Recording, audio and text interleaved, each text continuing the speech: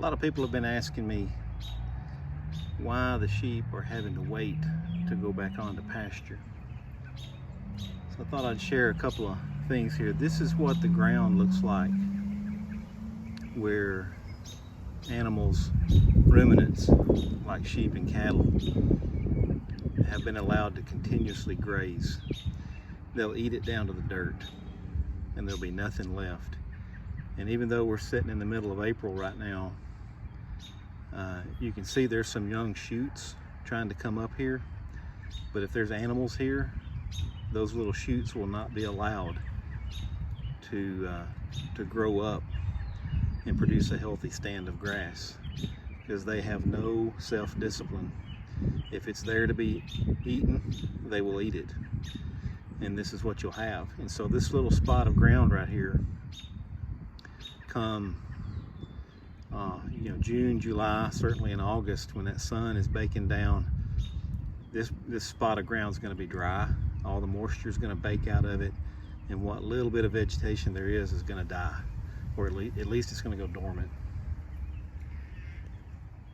That last ground I showed you was sort of our sacrifice area. It's a place where we intentionally put the sheep while we're keeping them off of the main pasture. This is our main pasture. And if you look here, you can see there's a good bit of grass here. Pretty good stand. I'm going to say probably there's places where it's a good solid 8 inches, maybe 10, and maybe in a few places even 12 inches of grass. But it's sparse. This field here, for the last decade or so, is used primarily, well, not primarily, exclusively as a hay field. So everything that this field produced, all the nutrients that went into the grass, was taken off of this property in the form of hay and taken somewhere else.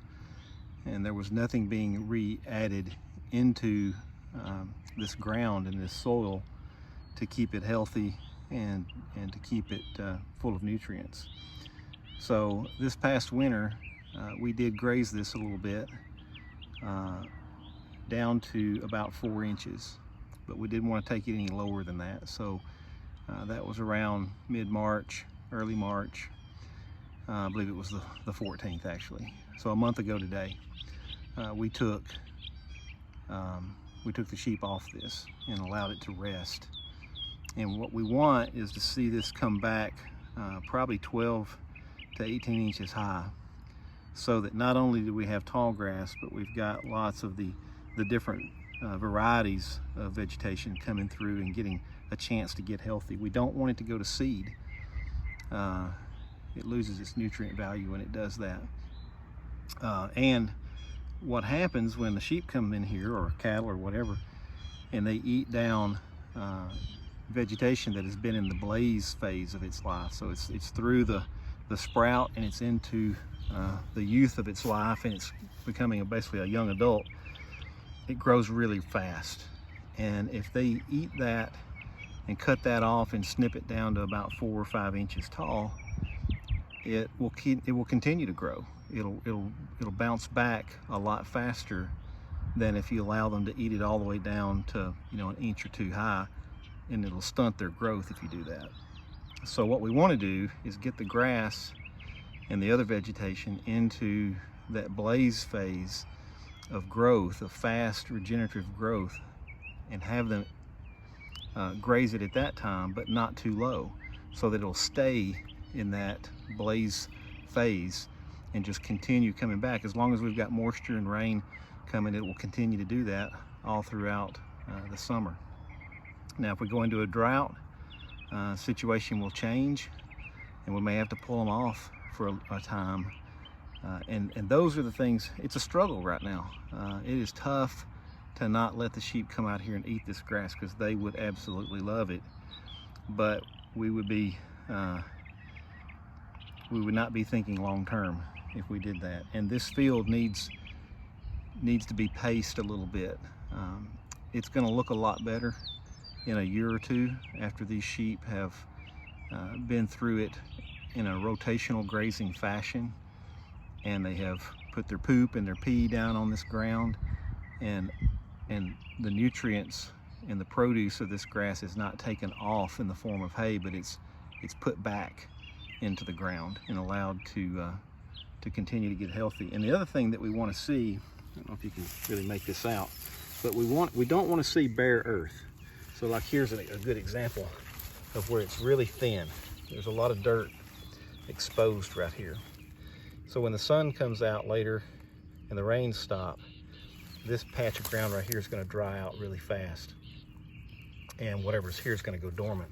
What we want is to have more of this kind of stuff right here. Old grass, old vegetation laid down, that's been tromped down by the feet of the animals, and it creates a thatch over the top of the ground and basically becomes a blanket that holds in the moisture and protects it from the sun baking the ground. And then that allows the earthworms and all the other organisms down into the soil to actually thrive and create a better platform for this vegetation, and then even more growth will come. So it's just a matter of they say that they call it being a grass farmer more than being a sheep or a cattle farmer.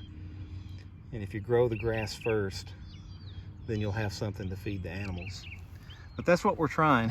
So when you see the videos and I'm talking about the sheep having to be patient and go through this waiting period, that's what we're waiting on.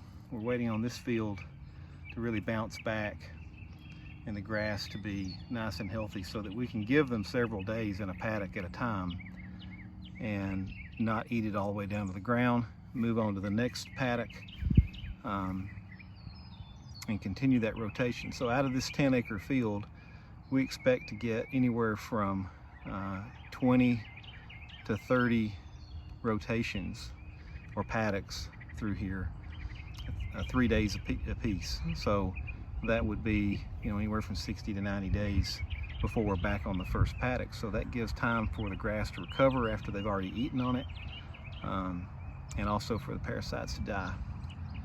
So anyway, some people have been asking me about that. I thought I'd take a minute and just explain what we're doing. And I'm not just torturing the sheep and not giving them something to eat.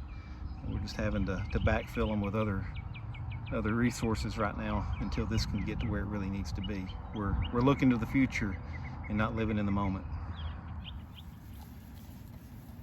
So I'd like to introduce y'all to little Miss Duchess. She is our troublemaker who likes to get under our perimeter fence.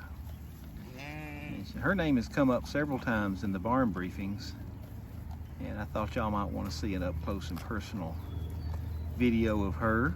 Here she is eating some hay, being a good girl. Don't know why she can't do that all the time. Duchess, you want to show your face? Duchess. Hey, Willow.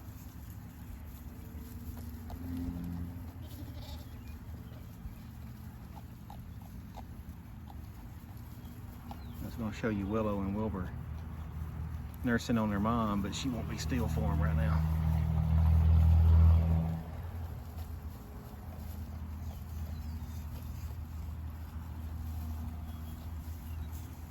There's Duchess's face. Hey, there you go. Say hello. So today we're being a good girl. No demerits today. Hopefully she's flying right now.